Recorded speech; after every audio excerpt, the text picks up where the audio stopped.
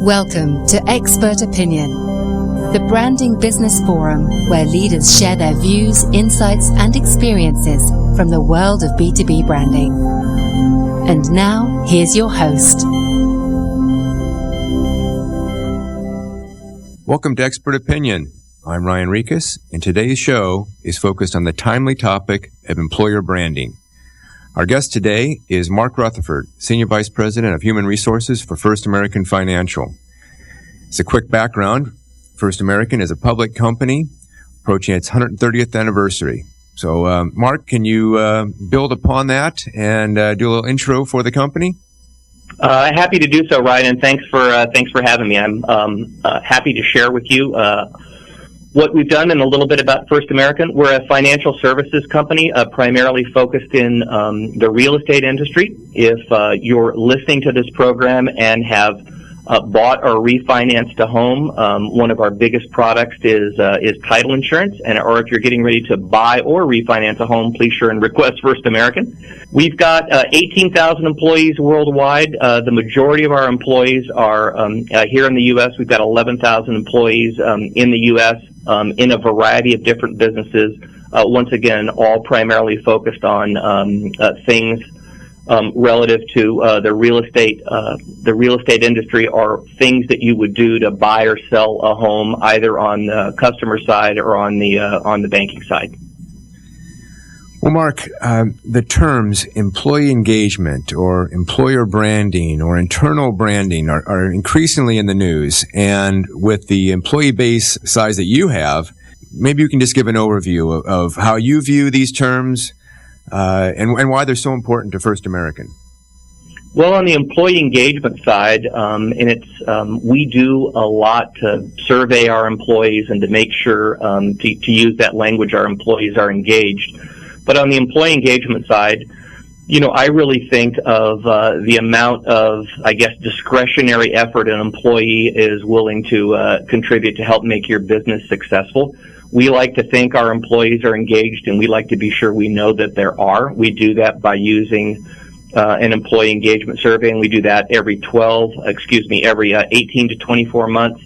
And then we also compete in regional best places to work, where we do business across the U.S., and there's an employee survey component to each of those competitions. So we know how engaged our employees are, and we think that's an important metric for us to track. On the employee brand, I think it's important that when you're communicating with your employees, that you've thought about what that communication looks like, that you've thought about how to keep it simple, and whether or not somebody's getting an internal message on something from payroll, from your talent acquisition team, if they're getting ready to retire, that all those communication pieces have been thought out, whether or not it's an email, almost probably too common these days, something coming out over a company intranet site, or something being mailed to an employee's home.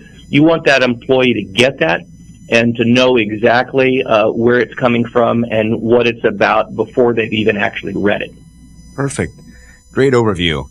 This term internal branding or employer branding, I think, is somewhat new to many people, because most often a branding is associated with an external message to your target audience, so the organization can stand apart from the competition and sell something to that target audience. But flipping it around, you could also say that it's actually as important or more important to actually develop true brand affinity with the internal audience, because those are the people that deliver the brand experience and brand promise. And it's great to see First American place so much emphasis on creating this engaged employment process and this concept. Have you seen any type of benefits through the process so far?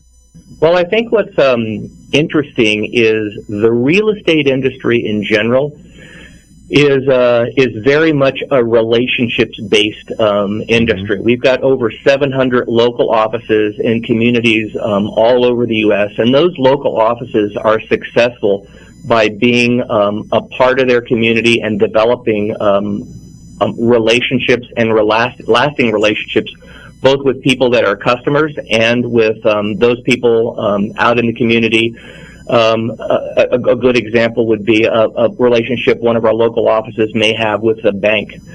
It's a relationship-based business, and I think it's important that we do what we do to be successful outside, inside. Yes. And I think we want our employees to have great relationships with each other.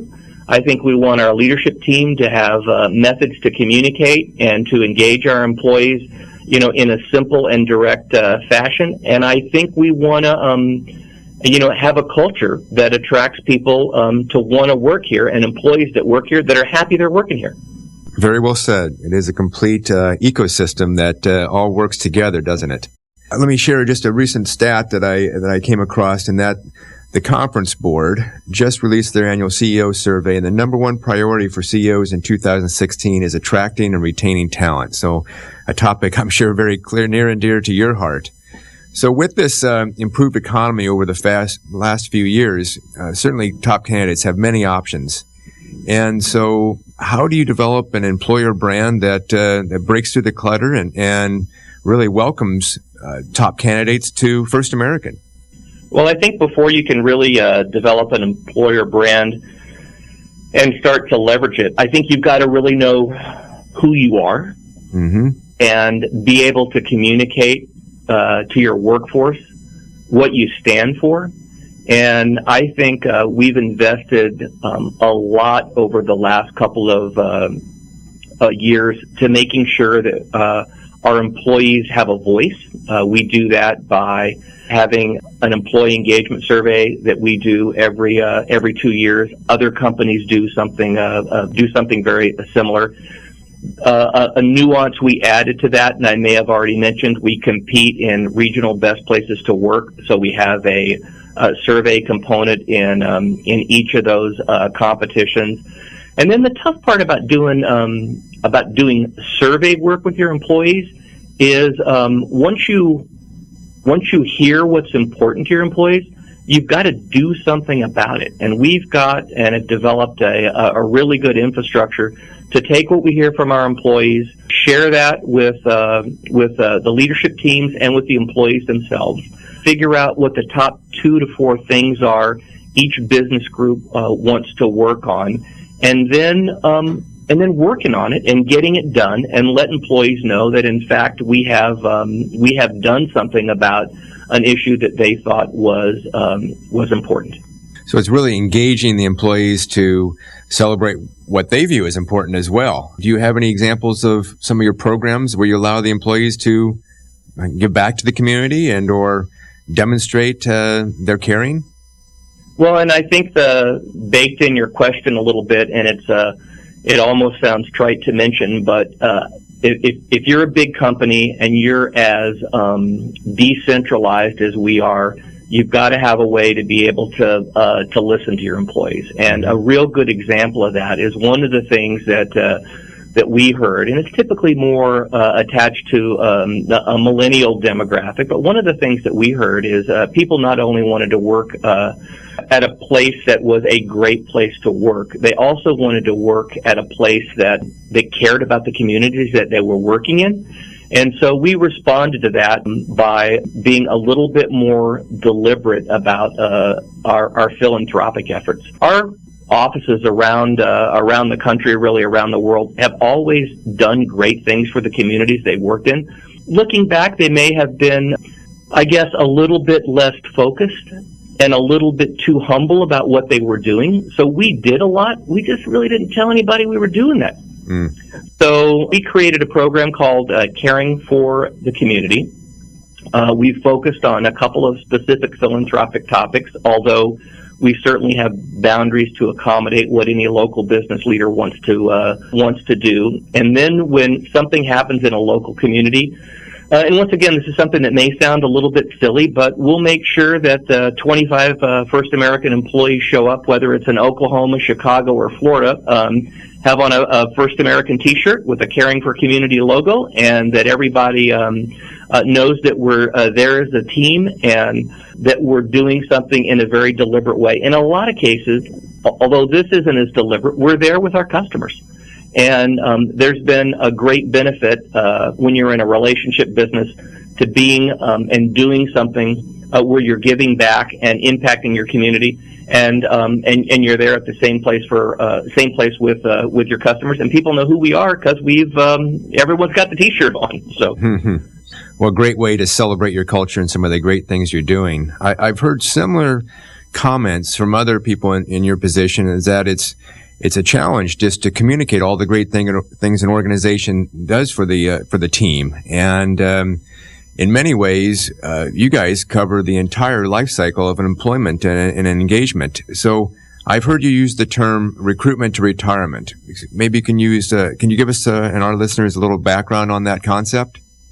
Yeah, I think when we started to try and figure out easy ways to react to some of the things that we were hearing back on our employee engagement survey, and then I started to sort of get my antenna raised around some of the issues. And in some cases they were HR issues, and in some cases they were issues specific to the business or specific to a particular group in the company. You start to look at every time that we have a chance to communicate to an employee, and at least in the case of our HR team, whether it was a message from payroll, you even back up a little bit in front of that, a message from someone on our talent acquisition team during a recruiting process, a message from our benefits team relative to an annual enrollment or something we were rolling out to help people become better consumers of healthcare, or a learning and development activity. They all looked different. We sort of have backed up, and we started this last year. We'll be working on it for the next year or two, and are trying to re-engineer that whole process where we engage our employees, and when they see something from us when they're being recruited, they see something from us when they're being onboarded, they see something from us when they're rolling in their benefits, they see something from us when they've got an opportunity to position themselves better in the company relative to another job or a learning and development opportunity, or they're getting ready to retire from the company. It all kind of it all looks the same. So I think that's important, and to me, that's about having a good internal brand. Couldn't agree with you more. It takes a lot of work in order to make that happen, though, a lot of commitment. And I've seen it in work in your department. You got a great team with you.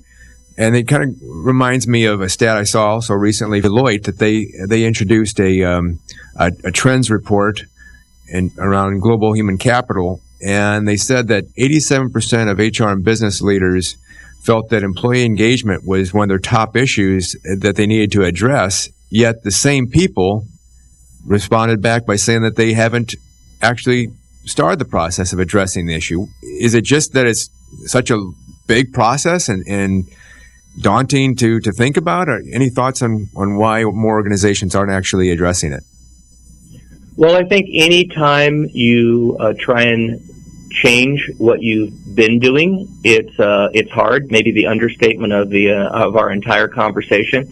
And then I think there's a lot, especially in a large company, there's people that are responsible for each of those interactions with our workforce. They take pride in how they're doing it. They think the way they're doing it's the best. And to bring those folks together and to run a thread through how that happens and the language you use and how you want it to look. And in case of some of the larger things you do, our annual enrollment process is a good example. The record keeper we have for our 401k is another example. Those are external vendors that support us being successful at those things.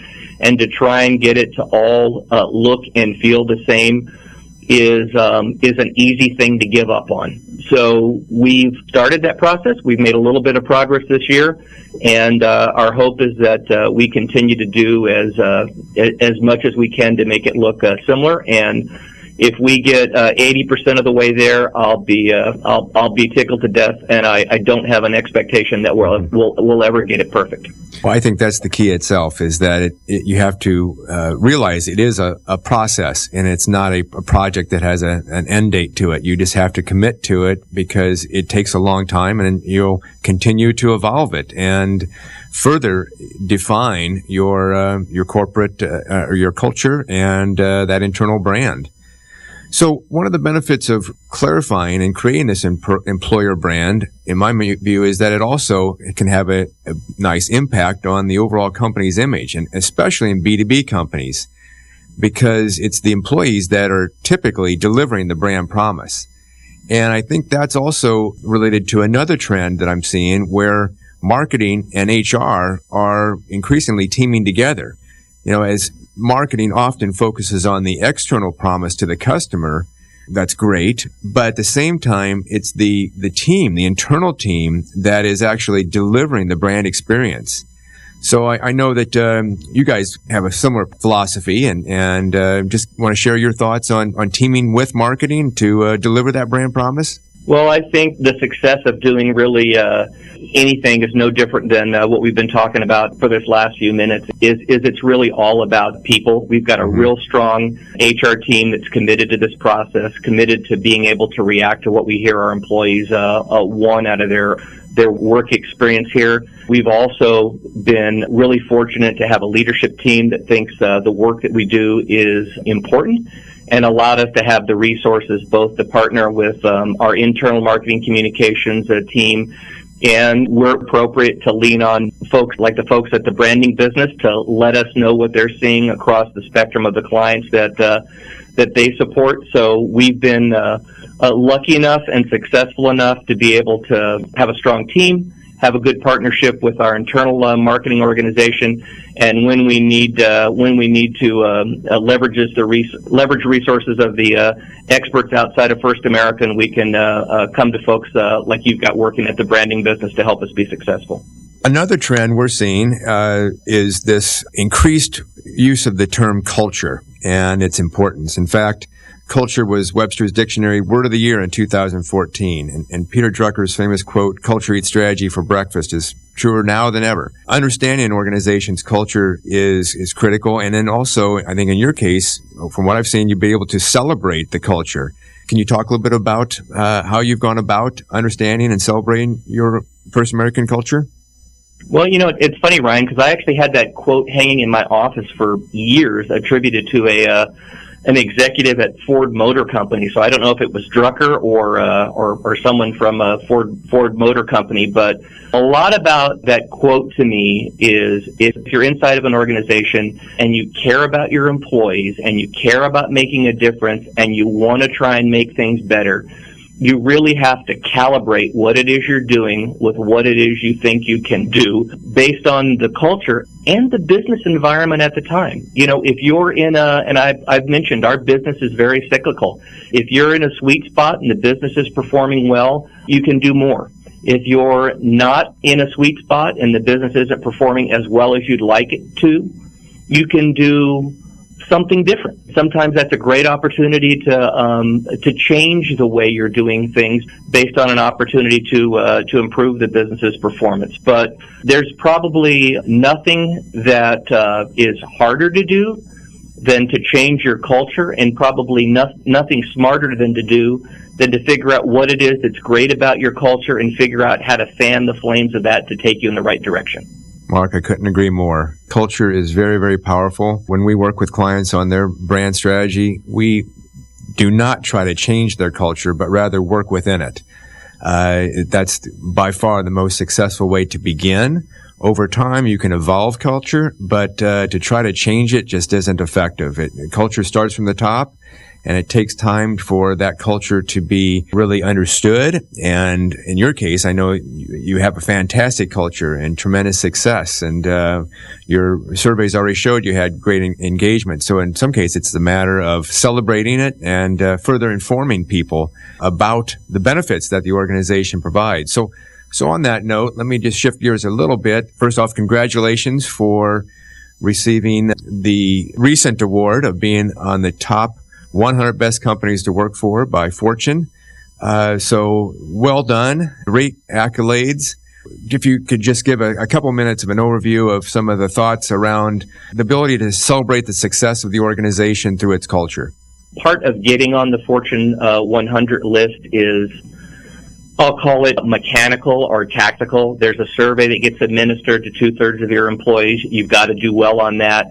There's a culture audit, an opportunity to kind of tell your story to the folks that make the call about whether or not you get on the list. We did it first year. We learned a lot. We'd actually been, as I mentioned, competing in regional best places to work and had a good idea that we could be competitive, or at least believe we could be competitive on a national level. The first year we didn't get on the list, and then we started to learn about how many people never get on the list.